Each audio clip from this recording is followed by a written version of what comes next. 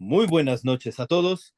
Les doy la más cordial bienvenida a este seminario mensual de visión actuarial sobre la innovación, la investigación y el desarrollo de la Facultad de Ciencias Actuariales de la Universidad de Anáhuac, México.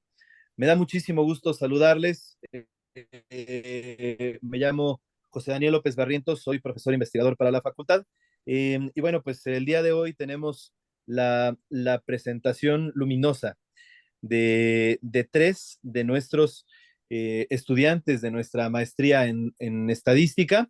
Se trata ni más ni menos que de Pats, Francisco Javier Patiño Álvarez. Hola, Pats.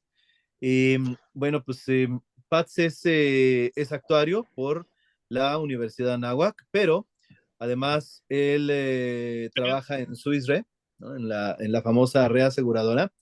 Tenemos además a la actuaria Erika Carrasco Jiménez, de la misma Universidad de Anáhuac, México. Ella trabaja en American Express y pues también tenemos aquí la rutilante presencia de nuestro querido Fernando, el actuario Fernando Sámano Herbert. Férez, también actuario por parte de la Universidad de Anáhuac, México. Eh, Él trabaja en Qualitest, es analista de datos. Y bueno, la presentación que nos van a mostrar hoy es una introducción a la computación cuántica. Vamos a platicar de bits contra qubits. Me resulta súper, súper, súper agradable darles la bienvenida, Antonio, Daniel, Estefanía, el gran Pepe Muriel. ¿Cómo estás, Pepe? Qué gusto saludarte. ¿Qué tal, Hola, Daniel? ¿Cómo hola. estás? Bien, bendito sea Dios. Muy contento de verte. Igualmente, igualmente. Qué maravilla. Estefanía, Luis García, Oliva, ¿qué tal? Oscar Vega, ¿cómo estás, Oscar? Qué gusto saludarte. Me da muchísimo gusto que te hayas conectado. Saludos hasta allá, hasta Sonora. Bueno, pues sin más, vamos a escuchar a Erika, a Pats, a Fernando. De nuevo, darles la cordial bienvenida a ustedes, jóvenes, bueno, y por supuesto agradecerles por darse el tiempo de para regalarnos esta presentación. Y nada más termino con un recordatorio para los actuarios certificados del Colegio Nacional de Actuarios. Eh, Estar aquí les da la posibilidad de validar 2 horas de educación continua. Entonces, con gusto, cuando termine la sesión, por favor, escríbanme a daniel.lopez@nahuac.mx para validar su, su participación. Y bueno, pues nada, ahora sí, jóvenes, arránquense. Va, perfecto. Pues vamos a empezar primero con una parte más de introducción a la historia de la computación como la conocemos, antes de avanzar a la parte cuántica, ¿no? Como para hacer un recap de lo histórico y de cómo hemos avanzado. Pues empezamos con la ENIAC, que fue una de las primeras computadoras digitales. Sus siglas en realidad representan Electronic Numerical Integrator and Computer. Y esta se construyó secretamente durante la Segunda Guerra Mundial, y como fue secretamente no se dio a conocer hasta 1946. Em, Esta computadora pesaba alrededor de 27 toneladas, era una inmensidad. Tanto peso, pero ni siquiera tenía una memoria interna, sino que se guardaba por uso en discos magnéticos y no se podían reescribir. Para la lectura de esta computadora y la escritura de datos se utilizaban tarjetas perforadas y, y pues sí, era realmente complejo, pero fue un gran inicio de la computación porque ya no era análogo, sino era todo completamente digital. Luego avanzamos a la computadora de Apollo Guidance Computer. Esta se creó alrededor de 1966 y así como su nombre lo indica, fue un componente clave en el programa de Apolo, recordando que este programa fue desarrollado en plena Guerra Fría y tenía como principal objetivo pues la investigación espacial. En particular, varias de sus misiones eran específicas para llegar a la Luna, ¿no? Ahora bien, en las primeras misiones de este programa, todos los cálculos se realizaban, los cálculos de las trayectorias, todo se realizaba a mano. Y pues claramente esto no era viable, algún error podía ocasionar pues graves accidentes. Entonces se realizó este proyecto de ya trabajar con la computadora. En realidad esta computadora funcionaba más como una calculadora y a comparación de la ENIAC ya pesaba 31 kilos, ¿no? Ya pasamos de toneladas a 31 kilos, pero solamente se podían hacer cálculos predeterminados y no era programable en la nave espacial. Y siguiendo con esta computadora de AGC, en particular hay un dato curioso que es que la compañía Raytheon había contratado a un pequeño ejército como de mujeres en su división electrónica y estas mujeres estaban encargadas de tejer la memoria del ordenador central del Apolo.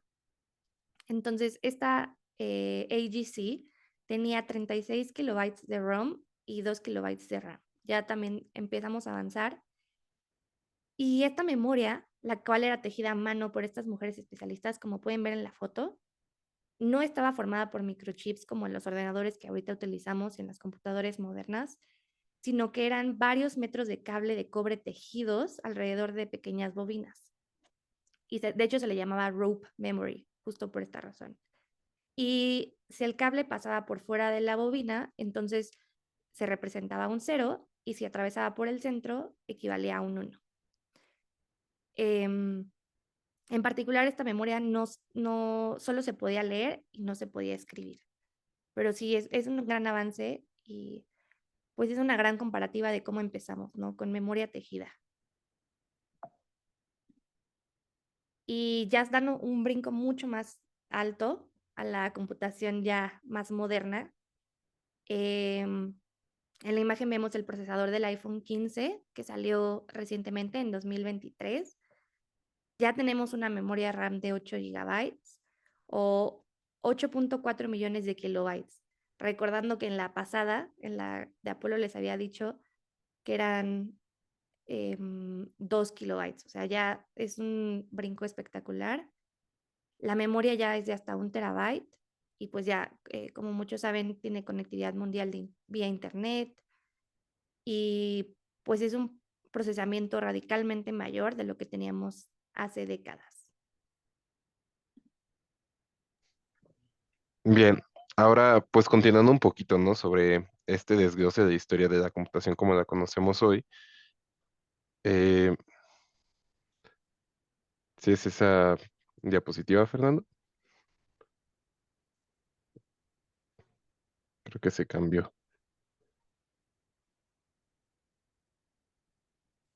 Bueno, perdón, prosigo. Justamente, ¿no? ¿De dónde viene como todo el poder de todas estas computadoras que utilizamos hoy en día? Pues bueno, esto viene principalmente de los transistores, que es precisamente la imagen que vemos en pantalla, el que tiene grabado el C4313. Y pues bueno, los transistores son de 15 milímetros y el tamaño, pues en realidad es un procesador de 3 nanómetros, que es sumamente pequeño, y este puede procesar 19.000 millones de transistores, más bien, para poder crear puertas lógicas. En realidad se necesita de 20 transistores para, pues precisamente generar cada una de estas puertas lógicas que operan, pues mediante los algoritmos que conocemos, o más bien las condiciones booleanas que definimos en los algoritmos básicos, como de sí, no, y, ¿no? Para precisamente dar la potencia, que es como se originó toda la computación como hoy en día la conocemos, de cómo opera el lenguaje programable, ¿no? De todos nuestros artefactos.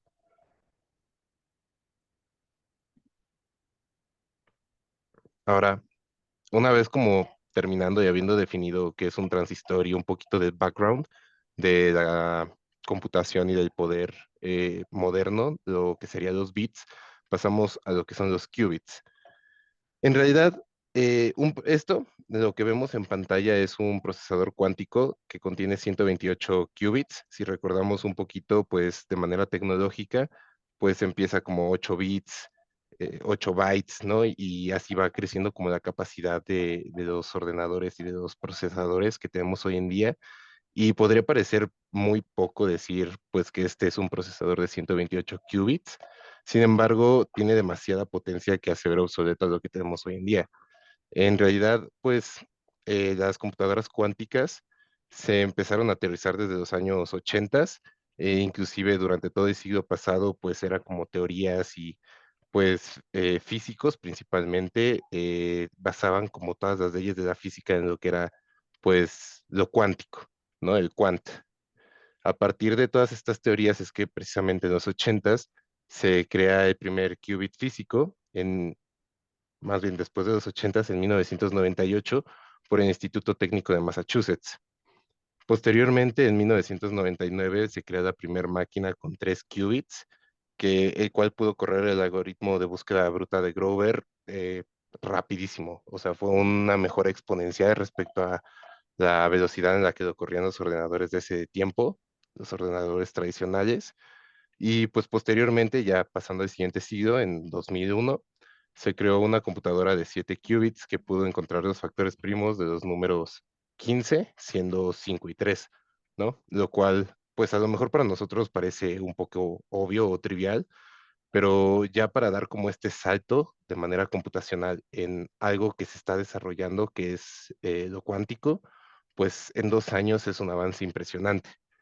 Y pues en general, desde estas épocas ya se tenía en vista que mediante pura teoría que la computación cuántica iba a ser como el futuro y pues mayormente iba a estar enfocado una de sus aplicaciones en la desencriptación de datos, definido en 1994, si no me equivoco.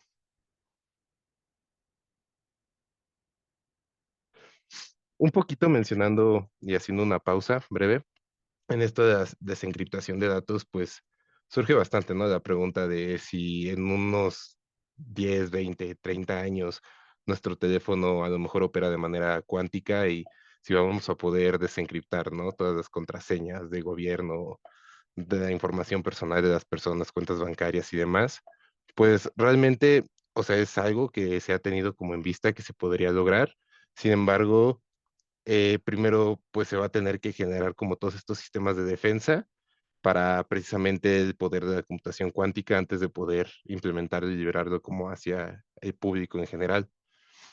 Y es por eso que justamente lo que vemos en pantalla es la primera computadora que en 2011 se vendió. Es la primera computadora cuántica llamada Lockheed Martin, que se vendió por $10 millones.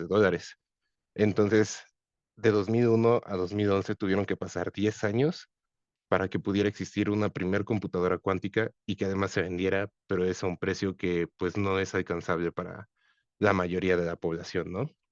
Posteriormente, un año después, en 2012, IBM anuncia que pues tiene un chip lo suficientemente poderoso y estable para poder llegar a casas de las personas, pero pues una cosa es mencionar que puede llegar a la casa y otra cosa es distribuirlo y que todos estemos adaptados, ¿no? Preparados para su llegada.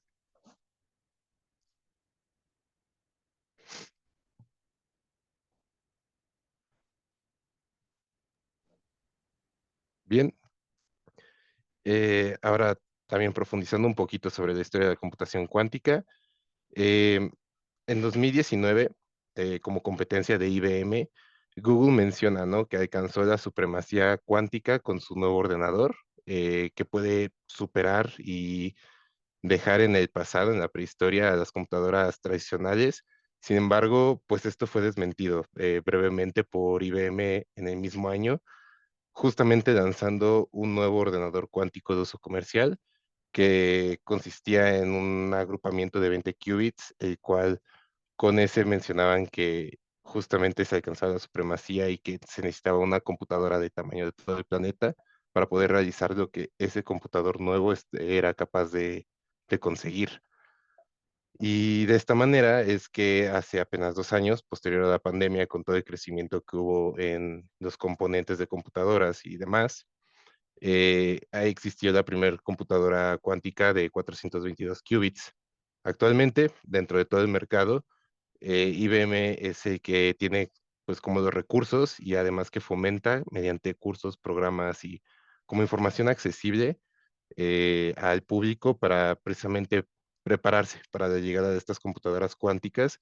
Y algo muy interesante es que pues tanto IBM y Google apenas recientemente están empezando a sacar como cursos para capacitar a todos los programadores tradicionales para programar en el lenguaje cuántico, el cual pues está bastante basado en lo que hoy conocemos como Python en cuanto a las interfaces, Python para lo que está desarrollando IBM y Microsoft también está entrando al mundo de la computación cuántica, cuyo pues curso de programación cuántica está basado en C Sharp. Entonces es como un puente, un enlace para poder conseguir que la computación y la programación tradicional migre lentamente a lo cuántico, dado que las reglas funcionan bastante distintas, ¿no? Sobre todo en los operadores lógicos. Bueno, ahora entremos un poco a lo que es la teoría de los bits y de los qubits. Bueno, los bits son la unidad más pequeña que existe en la computación clásica, y esta está representada en solo dos estados, ceros y unos, como vemos en la imagen y como muchos probablemente ya se habrán enterado antes. Pero estos ceros y unos, que son la parte teórica, son la representación teórica de lo que viene siendo un circuito, que es la computadora, en las cuales los bits, están representados de 0 volts a 5 volts. De hecho, en la realidad, fuera de la teoría de los bits de ceros y unos, hay varias maneras de codificar bits. Una de ellas, por ejemplo, son los LEDs que tenemos en la imagen. Los LEDs trabajan de la manera en la que un láser graba hoyos dentro de un disco reflectivo. Y más tarde, un láser puede leer esos hoyos o los valles, y cuando detecta que una luz regresa hacia el emisor, que es un valle, nos da un 1, y cuando hay una hendidura, la luz no se refleja de vuelta al láser y entonces eso se marca como un 0. Esto sirve para recordar que si bien la teoría nos dice que son ceros y unos, en la realidad hay varias maneras de poder demostrar y de guardar esta información. La que sigue, por favor. Pero bueno, tomando esto en cuenta, gracias a la naturaleza de este lenguaje, de estos estados de los bits, las computadoras clásicas usan el lenguaje binario. Sin embargo, el lenguaje binario en sí no se puede interpretar directamente al lenguaje humano, por lo cual se creó la codificación ASCII. Esto con el fin de estandarizar los caracteres humanos en las computadoras. Aquí podemos ver una lista con los primeros ASCII que salieron. Como pueden ver arriba a la derecha, para la letra B minúscula tenemos la línea de 7 bits, que es 11000010. Y esto en sí solo es información, pero un bit solo siendo información no sirve de mucho. ¿Podremos cambiar a la que sigue? Gracias. Para que ya podamos tener un procesamiento se necesitan las puertas lógicas. Lo que hacen las puertas lógicas en la computación clásica es que toman un input de un bit, 2 o 3 y lo convierten en un output. Aquí podemos ver los ejemplos más básicos de las puertas lógicas de la computación clásica. Primero tenemos el NOT, que recibe de input un bit 0 y regresa un 1 y viceversa. Luego tenemos la puerta AND, que regresa en casos ceros, todos, excepto cuando A y B son unos. Y así tenemos varias combinaciones. La NAND es básicamente el AND y el NOT combinados.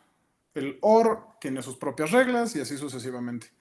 Y estas puertas lógicas son las bases para la computación clásica, que justo es lo que veníamos diciendo mis compañeros hace unos momentos.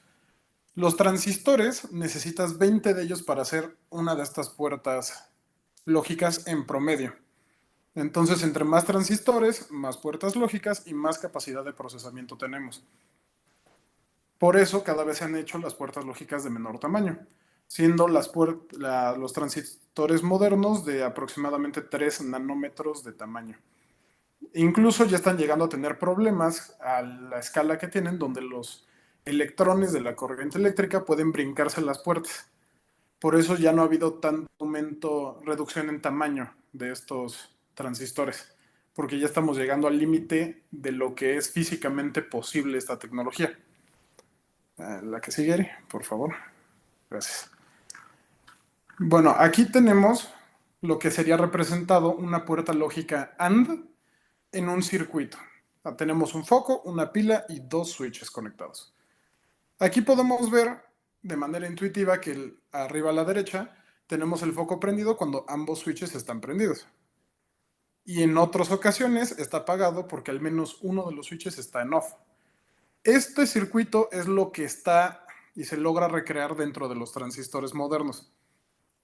Y así es como funciona en base la computación clásica. La que sigue, por favor. También se puede ir combinando las puertas lógicas. No necesariamente tienes que tener una línea, sino que puedes tomar resultados de una puerta lógica y aplicarlo como input de otra puerta lógica, lo cual nos da tablas más y cada vez más complicadas. Hoy en día hacer una tabla de inputs lógicos de un teléfono sería virtualmente imposible por la cantidad de posibilidades que habría. La que sigue. Sí. Bueno, ahora empecemos con la teoría de qué es un qubit. Bueno, en esta imagen que tenemos aquí podemos ver la representación teórica de lo que es un qubit y se llama esfera de Boltzmann. Esta representación no es como se ve un qubit necesariamente en la vida real. Al igual que los bits, esto solo es la teoría y más adelante veremos qué es lo que logra conformar que un qubit sea en la realidad, ya en una computadora cuántica. Podemos observar que en los polos norte y sur tenemos los valores 0 y 1 que están en ese corchete que es CAT 0 y CAT 1. La que sigue, por favor. Mientras que en el eje X tenemos CAT más y CAT menos. Esto viene siendo relevante ya que los qubits de entrada tienen que tener un valor. Usualmente ese valor se puede alinear a uno de los CAT, ya sea CAT menos, CAT más, CAT 0 o CAT 1. Esto es un requisito para que las computadoras cuánticas puedan ser consistentes y procesar, porque si las qubits empezaran en un estado desconocido, no seríamos capaces de hacer procesamientos con ellos. Y bueno, la que sigue, por favor. Muchas gracias. Luego aquí tenemos las puertas lógicas de los qubits. Estas puertas lógicas funcionan de manera diferente que la manera en la que funcionan las puertas lógicas de los bits. Estas puertas lo que hacen es rotar el punto, el estado original del qubit. Originalmente aquí tenemos las más sencillas puertas lógicas cuánticas, siendo Pauli X, Y y Z, que giran el qubit 180 grados en el eje X, Y y Z respectivamente. Tenemos Hadamard, que es la puerta lógica que gira 180 grados, pero en el eje que se junta 45 grados entre el eje X y el eje Z. Y por último tenemos las dos también más básicas, que son la puerta S, que gira nada más 90 grados, y la puerta T, que gira 45 grados en el eje Z. Esos dos puntos son los que, las puertas lógicas son las que nos permiten hacer los algoritmos. Pero también hay una peculiaridad que tienen los qubits que no tienen los bits, y este es el entrelazamiento cuántico. En el entrelazamiento cuántico lo que se tiene es que juntas dos qubits y se mantendrán en el mismo estado sin importar lo que hagas uno o con el otro. Esto implica que si tienes 4 qubits en un entrelazamiento cuántico, cuando mueves y le haces procesos de puerta lógica 1, los otros 3 van a exhibir el mismo comportamiento, aunque no estés haciendo movimientos directos en ellos. Esto permite escalar mucho la capacidad de procesamiento de las computadoras cuánticas y de su rendimiento eléctrico, ya que solo necesitas hacer los movimientos una vez y ya lo tienes replicado las veces que necesites, siempre y cuando originalmente los entrelaces cuánticamente. Este proceso de entrelazamiento cuántico, sus reglas se habían descrito en la teoría cuántica desde hace varias décadas, sin embargo, todavía no se llega a un consenso de por qué se da este comportamiento. La que sigue. Bueno, ya describimos cómo son los qubits físicamente, teóricamente. Entonces, permítanme describirles lo que ahora es un qubit ya en la vida real. Para que algo pueda ser considerado un qubit, tiene que seguir los siguientes requerimientos. Uno es que se deba de poder iniciar en un estado de partida conocido y controlado. Esto, como lo mencionamos antes, si no se tiene un estado inicial conocido y controlado, no se puede saber dónde está originalmente el qubit y por ende no se permitiría hacer cálculos que nos dieran resultados útiles. Segundo punto es que se puedan manipular de forma controlada con un conjunto de puertas lógicas. Esto es importante porque tienes que tener un sistema para poder implementar esas puertas lógicas en esos materiales en la vida real, lo cual es más fácil dicho que hecho. Tercer punto es que tengan coherencia cuántica a lo largo del experimento.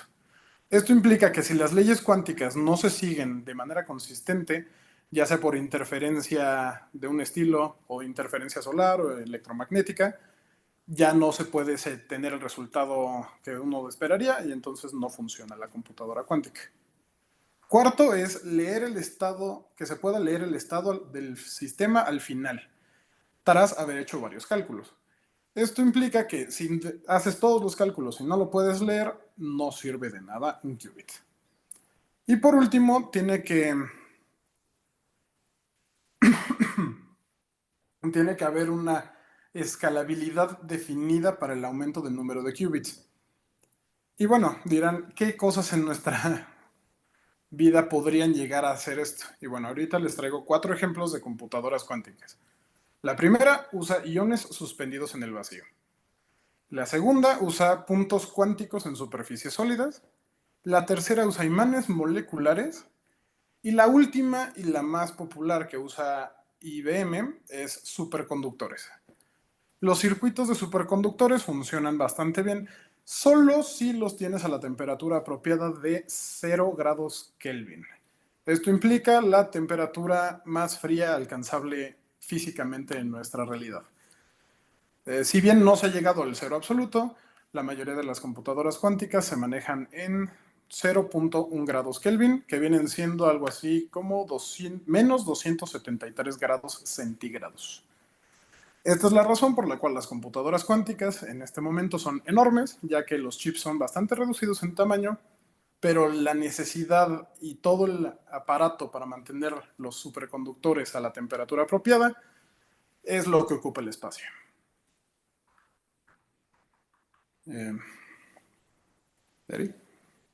La que sigue, creo que ya... Bueno, y esta es una pequeña introducción a lo que son los bits y los qubits y la historia de la tecnología detrás, ¿no? ¿Dudas? ¿Preguntas? Bueno, pues agradezco mucho personalmente a nuestros expositores, a Fer, a Pats, a Erika, por esta presentación. Resulta súper interesante, pero súper interesante el cómo fuimos recorriendo la historia. Ay, el cómo recorremos la historia pues, el procesamiento de la información, ¿no? O sea, y precisamente hasta llegar a esta noción, pues tan novedosa y ¿no? De los qubits, porque pues ustedes estarán de acuerdo en que, bueno, si bien la tecnología ahorita nos da apenas para tener un enfriamiento pues apenas suficiente, bueno, pues todavía no es que tengamos la representación física adecuada, ¿no? Yo tengo una pregunta para ustedes, jóvenes. ¿Qué es lo que vislumbran que va a venir en el futuro, en particular para poder tener qubits físicamente factibles? Bueno, ahora sí que habría varios desarrollos que se necesitarían para encontrar un material que pudiera cumplir con todas las estipulaciones que dijimos antes. Actualmente, como dijimos, son los superconductores, pero si se pudiera llegar a encontrar un material que pudiera tener las cualidades cuánticas y no necesariamente tener esa temperatura tan reducida, eso podría llevar a grandes desarrollos.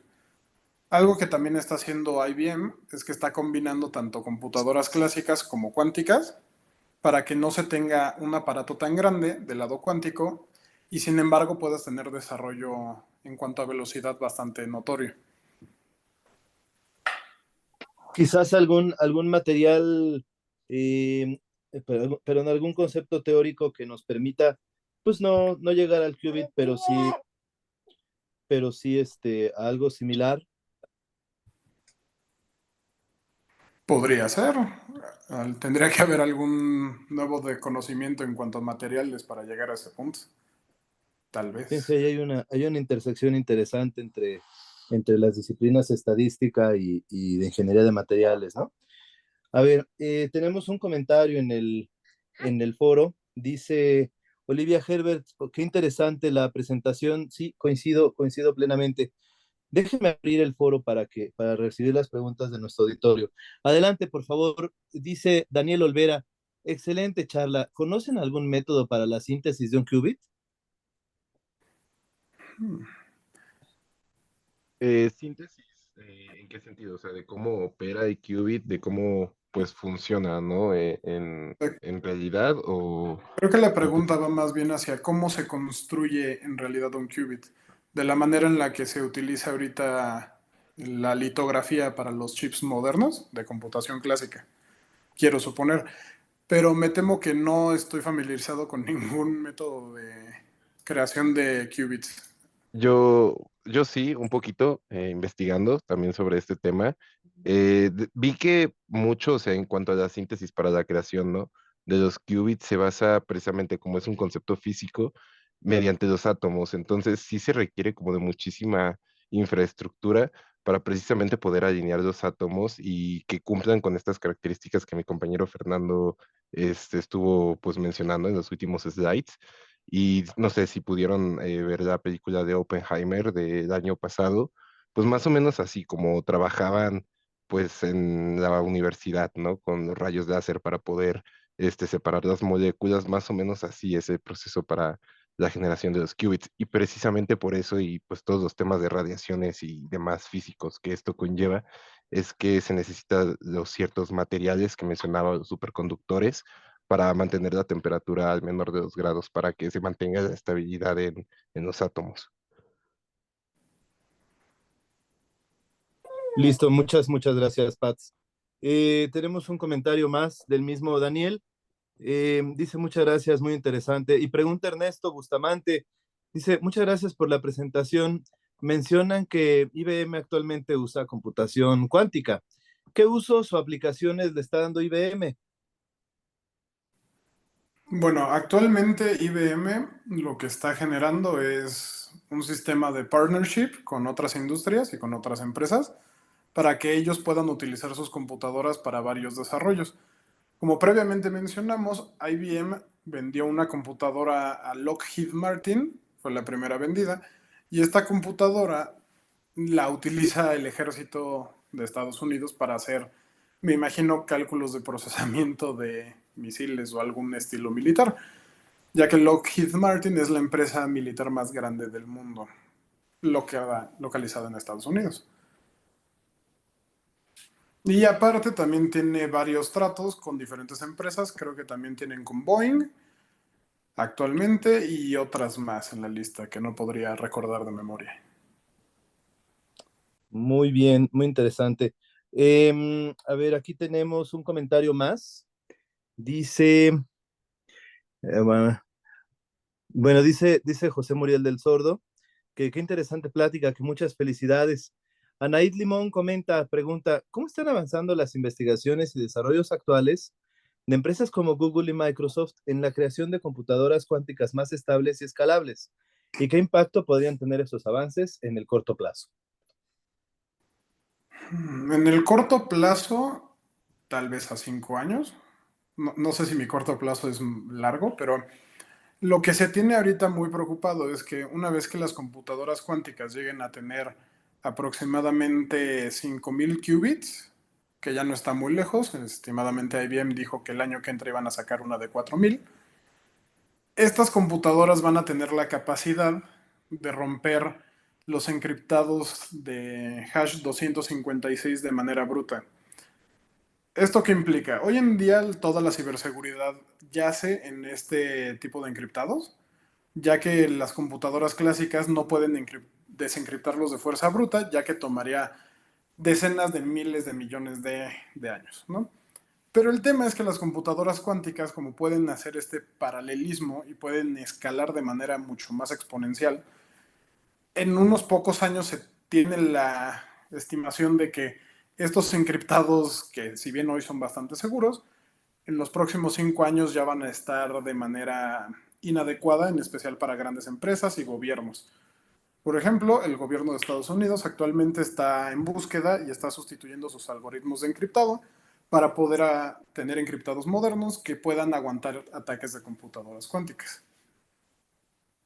No sé si... Justamente, o sea, perdón, para complementar lo que mencionabas, o sea, como mencioné en un inicio, el mayor potencial que se está viendo en las computadoras cuánticas y que se planteó, ¿no? Desde las teorías y algoritmos en el 94 y 98 particularmente, era justo, ¿no? Lo de la desencriptación, que si bien menciona fuerza bruta es probar todas las combinaciones, y el otro es mediante ordenamiento, el cual pues también las computadoras cuánticas lo hacen exponencialmente rápido.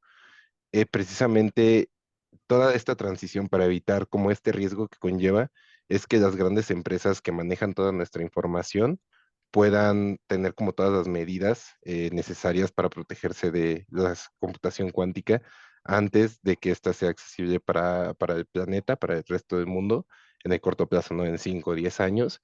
Y precisamente, ¿no? Una de estas como hallazgos es que una desencriptación que hicieron como prueba, creo que Google y IBM les tomó 22 segundos con esta computadora cuántica que sacaron al mercado, cuando es un cálculo que, si bien en un inicio dijo Google que costaba más de 100 años de resolver, la realidad es que pues es una reducción enorme de, no sé, 100 años, inclusive, ¿no? Un proceso que a nosotros nos puede tomar 2 días dejar corriendo una máquina ordinaria, que lo resuelva en 22 segundos, es impresionante. Entonces, primero es como toda esta migración de la seguridad de nuestros datos para posteriormente hacerlo accesible.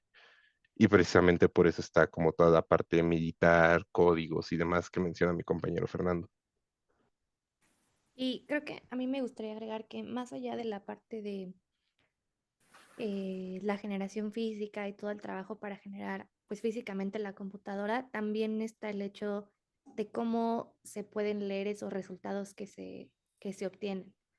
Porque así como mencionaba Fer en las diferencias de bit contra qubit, con un bit es muy fácil decir que tiene dos estados, ¿no? 0 y 1. En cambio, con el qubit no se puede decir de manera definitiva este qubit equivale a un 0 o un 1, sino es con probabilidad, ¿no? Porque puede estar en un estado más por la superposición cuántica, entonces se trabaja mucho con la probabilidad de que en este momento este qubit sea 1 es tal. Entonces los resultados son probabilísticos y también conllevan bastantes errores.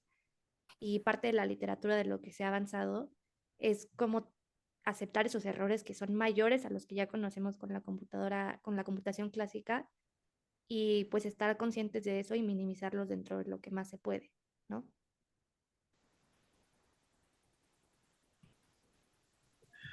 Muy bien, bueno, pues ahí están la participación de nuestros expertos. Dicen ahí de Limón que muchas gracias, que sí, que qué interesante. Vamos a ver entonces, si no hubiera más preguntas, parece que no. Más preguntas en 3, 2, 1. Ok, entonces vamos a cerrar la sesión del seminario de visión actual sobre la innovación, la investigación y el desarrollo de este mes de julio de 2024, agradeciéndoles como siempre por su gentil asistencia y bueno, pues invitando también a los actuarios certificados del Colegio Nacional de Actuarios a enviar un mensaje a la dirección daniel.lopez@anahuac.mx para validar 2 horas de educación continua por haber participado en esta sesión. Y bueno, pues aquí mismo tengo a otros expertos participando, tengo al mismísimo Oscar Vega, tengo a David Sánchez, Si ustedes gustan participar en este seminario o en otro seminario de investigación que tenemos, pues a la misma dirección o directamente por WhatsApp con su servidor, estaré feliz de, de recibirles. Por ahora es todo. Les agradezco mucho a los expositores y bueno, pues a todos en general. Agradezco por su atención, por su presencia y sobre todo por su paciencia. Nos vemos en la próxima jornada de actualización, en el próximo seminario BAID. Buenas noches, feliz fin de semana a todos. Buenas noches. Buenas noches.